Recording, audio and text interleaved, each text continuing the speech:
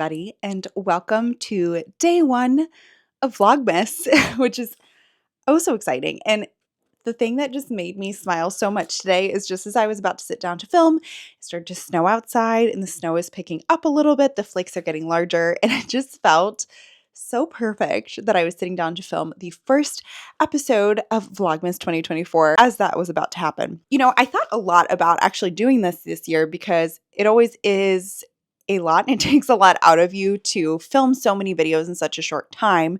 But I do love kind of looking back on these videos and looking back on how things have changed over the years. I do love kind of celebrating both the festive and the more quiet moments of the year, you know, putting up the tree, but also tearing down my basil plants that are very much dead as we got our first really bad frost last night. And, you know, sitting on the couch reading a good book and going to the parties. There's a lot of happy moments and also quiet moments. And I wanted to try and capture those this year and try and capture the joys of this season. Of course, I will be doing that through a lens of reading books. And I have set myself kind of an interesting reading challenge, which I'll get to in a little bit. That will kind of be the cornerstone of this year's Vlogmas, something that I'm going to be looking towards and reading towards, and a goal that I will be kind of working on throughout the season. But without further ado, there's something that's even more exciting than my book pile on the floor, and that is a steaming mug of tea. I have just opened door one of my David's Tea advent calendar as it is December 1st, and I need it. This day's tea is called Clementine Cheer, and I just finished brewing this very warm, cozy cup. It's not as dark of a tea as I'm used to. I'm the kind of person that likes to drink tea that's essentially as dark as the coffee that I drink, and I can definitely see the bottom of the mug. But I'm very excited. It's an oolong tea with some orange peel, some apple flavors. So let's see what I think. Ooh, I really enjoy that. Kind of a undertone of some orangey notes, but also some apple, some black tea. Oh, that is delicious. Such a great way to start out the tea advent calendar. Um, so that's a great segue into how Vlogmas is going to look this year. Some of the segments that you'll see throughout the month, how often to expect episodes, and of course, building up to my reading challenge of the month. So, first off, my goal is to upload an episode of Vlogmas every 3 days of December. So, bunching the 3 days together into one vlog video that you guys will see every third day. I anticipate there will be some point this month where work will get crazy or I'll be having an off day and I might miss a video. But I'm going to do my absolute best to stay on this schedule so that you have lots of festive content to look forward to. All the videos will be vlog style videos, which means they will just be my everyday life, me reading books, drinking tea, just having a cozy festive season. And I will have videos going up until Christmas Eve, I think is the last one. After Christmas, I will take a little break and then film all of my end of the year wrap up videos in early January. So you know that those will not be a part of Vlogmas this year, but they will be coming early next year. Things that I anticipate doing is opening my tea advent calendar. I got the David's Tea advent calendar, which I don't think I've ever gotten before, but have just heard rave reviews about. And as you know me, I am a huge coffee and tea drinker, lover, so I needed something cozy and warm to look forward to every day. So I will try and be opening that every day and giving you my thoughts, my favorite teas of the month, perhaps my least favorite teas of the month as well. And finally, I will be taking this month to really focus on reading and enjoying the coziness of reading some lovely books, new and old books. So first off, we'll start out with new books. At the end of this year, I really want to focus on reading books that I think potentially could be favorites that I think are 5-star predictions that I believe are going to be in my best books of 2024 video when I film it in January.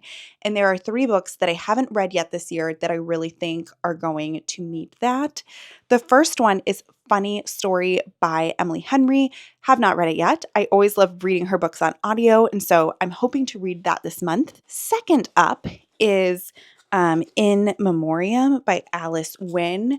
This is a bit of a story to it in that I went to Barnes & Noble one day and I just saw this book and it kind of caught my eye, and I sat down on the couch and read the first 20 or so pages of it and just became completely swept away. This is a story surrounding World War I and a couple of friends. I don't remember the details of it, but I remember loving the writing style. So certainly think that this could be a favorite of the year. And finally, the book that I'm actually going to start reading in today's Vlogmas episode is Ordinary Human Failings by Megan Nolan. Have also heard the most excellent things about this book. So this book says it's 1990 in London, and Tom Hargreaves has it all: a burgeoning career as a reporter, a fierce ambition, and a brisk disregard for the peasants, ordinary people, his readers, easy tabloid fodder. His star seems to be on the rise when he stumbles across a sensational scoop: a dead child at a London estate, grieving parents beloved across the neighborhood, and the finger of suspicion pointing at one reclusive family of Irish immigrants, the Bad Apples, the Greens. So very interested in this, maybe a little bit of a mystery aspect that I didn't know about it, but I feel like everyone who's read this book has thought it is just super phenomenal. So I wanted to start with this. So those are the new books that I'm reading throughout the month of December that I think potentially could be some of my favorites of the year. But then I also wanted to take this month to have kind of some reflective reads of some of my favorite books of all time.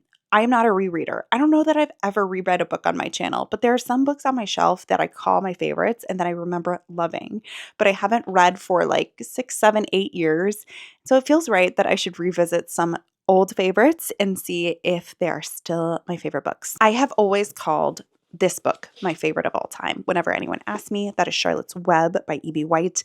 I used to sit on my bed and read this to my stuffed animals when I was little, and I haven't read it in quite a long time, so I'm going to be revisiting this month. I also am going to be revisiting All the Light We Cannot See, the book that made me a reader in modern day, I would say. I read this in medical school, and I just absolutely love it. I remember this book just tearing through it and sobbing and just having all of the feelings about it. This is a book that is set in World War II. And finally, my favorite book of last year, I believe, and that is Sorrow and Bliss by Meg Mason, a very comical story about a woman whose life is kind of in a really bad place. She struggles a lot with her mental health, and I just remember really, really loving this book when I read it, and I'd love to revisit it and see if it is all that I have built it up to be in my mind. So, very exciting reading plans, both for new books that I'm thinking are going to be my favorites, as well as some old faithfuls that I need to reread, annotate, and get back into my life. But of course, the book that I'm going to be starting out with is Ordinary Human Failings, and I'm quite excited to get into it as the snow is still very heavy outside, just with my warm cup of tea and enjoying the wintry vibes.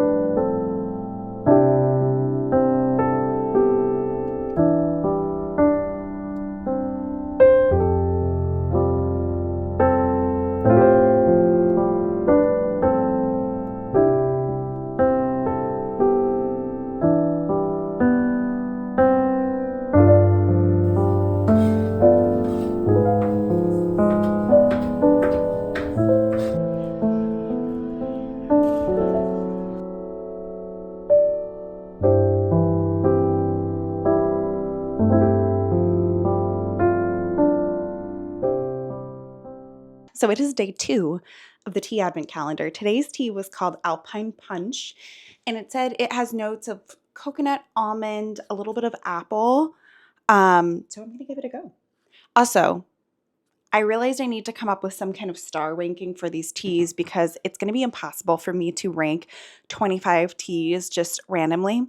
So yesterday's I would probably give a 6 out of 10 stars. Let's see what today's going to be.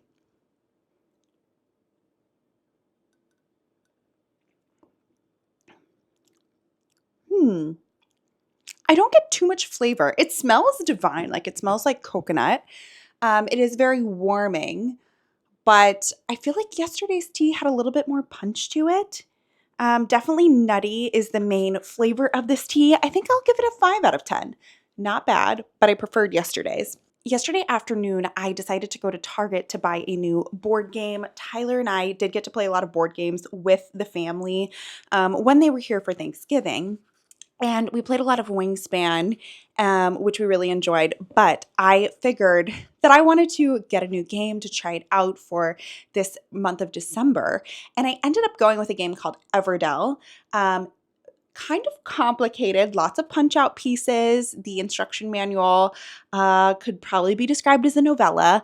But we started playing and we really enjoyed it. We didn't get through a whole game, it was quite long. Basically, the premise of the game is that these little critters are trying to get enough resources in order to be able to survive the winter. And so you build a little city with critters and you're trying to get different resources. Ultimately, the person with the most number of points wins. But it just felt very fitting given that we're going into the winter season to just play this little strategy game with that on the mind. But thoroughly enjoyed that one, and hopefully we will be playing a little bit more of that throughout the season, maybe getting more competitive and building upon our strategies as well. When I got home from Target, I realized that we actually had a lake effect snow warning. Thankfully, we don't usually get as much as some people that are like further down the lake, but we get a decent amount. Thankfully, last night was just a little sprinkling of flurries, but enough for me to want to get the berry plants inside. So we hauled those all into the garage. Very chilly, but they all got their little spot in the garage. So I just have to remember to water them over the winter. I didn't quite get to tilling up the basil plants yet because I just was not in the mood yesterday. I wanted to be cozy and play a board game and read, but perhaps I will get to it today if I'm feeling motivated. And by tilling them up, I just mean trying to get them more into the soil so that they can decompose over winter and we're not left with a bunch of just like stalks that haven't fertilized the soil when it gets to springtime next year. And with all of the action and chaos of the past day with the snow and everything, I did manage to read a bit of Ordinary Human Failings, which I so far think I have been right on the mark with this being a potential 5-star read. It has just totally captivated me right from the beginning.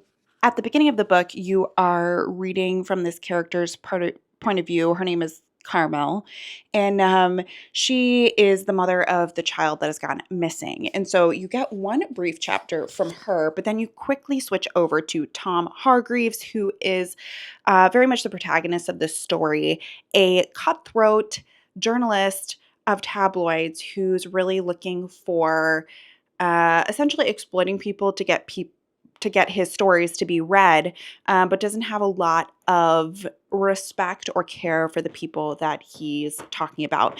And he comes across the story of this child who's gone missing and realizes that this has the potential to be a giant story. And so he starts to kind of exploit this family, tries to get his talents in there, and basically wants to write what he can in order for it to be a more explosive tale. I realize that we've got to the point of the story where, I'm not sure if the title is going to be brought into other part of the stories, but the actual title of the book is brought into the book on page 23. And the way it's brought in is his boss, Edward, Tom's boss, that is, at the newspaper where he works, the tabloids, says, "A reminder, reasonable excuses for lateness, missing meetings, not doing something I told you to do, etc. include bereavement, parents only, serious illness, life-threatening, your own. Reasonable excuses do not include ordinary human failings such as hangover, broken hearts, etc., etc., etc. Perhaps, I don't know, the we might be maybe we might be exploring some more of those types of things with our characters, although we are still kind of building up to that. I do feel like every word in this story is very purposefully chosen and very just well done. Like on page 15 of the story, Tom is we're following Tom's point of view, and he said, "There was nothing better than this, the feeling of stepping onto the precipice of what was definitely worthwhile when you still didn't know what it was." He had some version of this feeling every time he broke anything. And I just love the use of the word broke there because, yes, he's breaking the news. But another meaning of that is also, very relevant here, that he's breaking lives, that he's tearing people apart by what he's doing. And I thought even like the tiniest details, the littlest words can make such a difference to how you interpret the book. And I think so far, Megan Nolan has done such a great job of that in the beginning. The mystery part of this is certainly very propulsive and is really keeping me reading. I'm curious. Tom is very much putting his focus on this family called the Greens that they think were involved in the murder of this little girl. But is it just because them being a poor family that came from Ireland would make his story more explosive, or what actually has happened? I think that makes this super readable. And so I am planning to read a bit more of this today. I do want to get out of the house as it is slightly warmer than it has been over the past couple of days and go for a quick walk around the block. I also have a loaf of sourdough bread that is proving in the oven and will be ready for baking later today. So planning to do those couple of things. And then tonight I actually have a night shift at work, so I have to head over to work at like 6:30. And it's a 12-hour shift, but that should give me plenty of time to do a few more cozy things, maybe have a slice of bread, finish my cup of tea before I have to head out.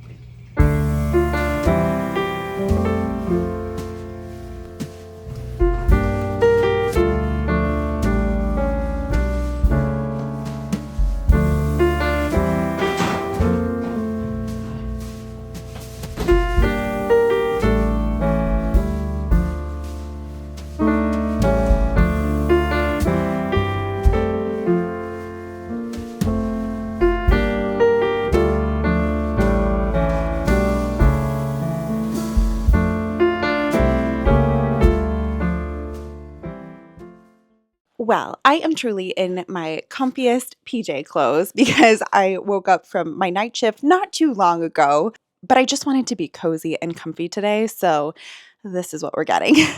I am about to try today's tea, which is called cherry cider, organic cherry cider.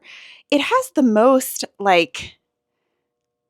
red hue. It kind of feels like I'm drinking a cup of cranberry juice, but I'm going to give it a go.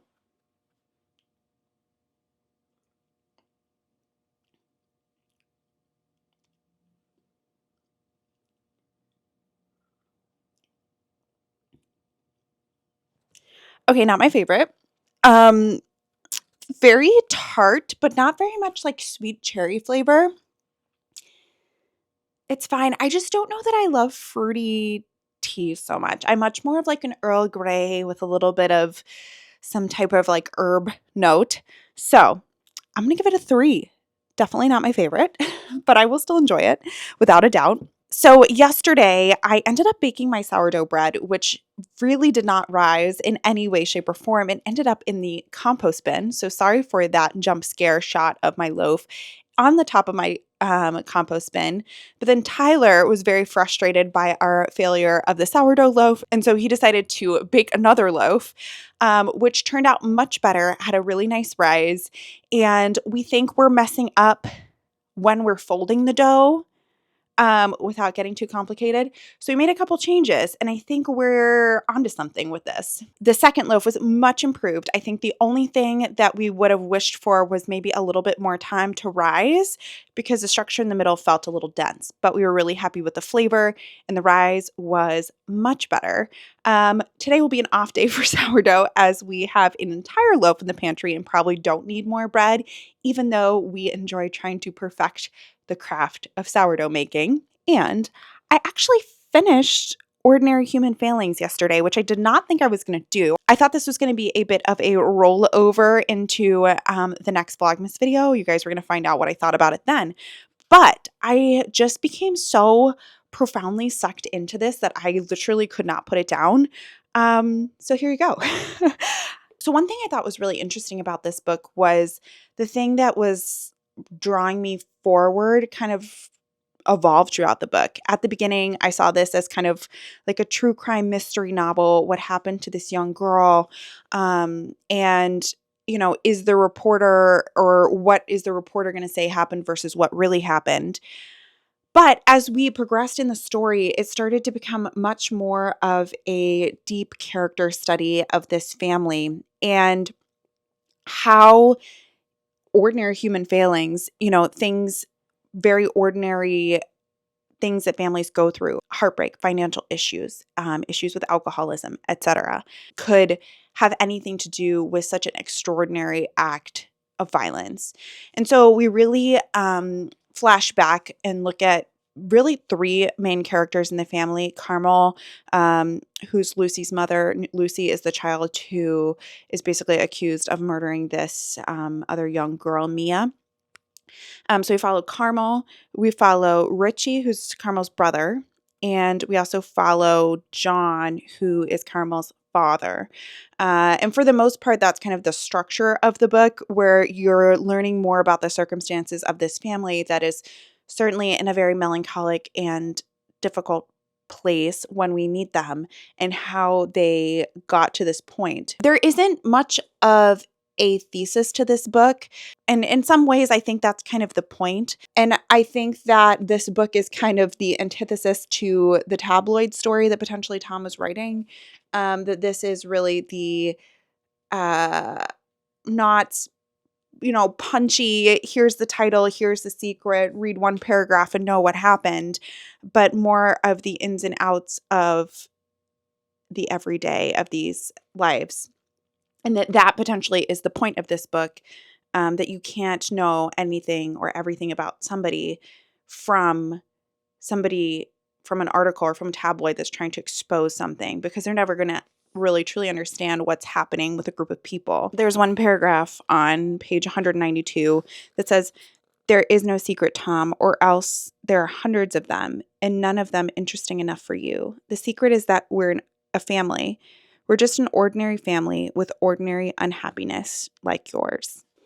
As I was reading this book, I was tagging clues at the beginning in red. I don't know if you can see it, but as I got to the end, I was no longer tagging any clues in this book, but I was just tagging like characterization and quotes that I wanted to remember. And I think that really shows how this book developed throughout it.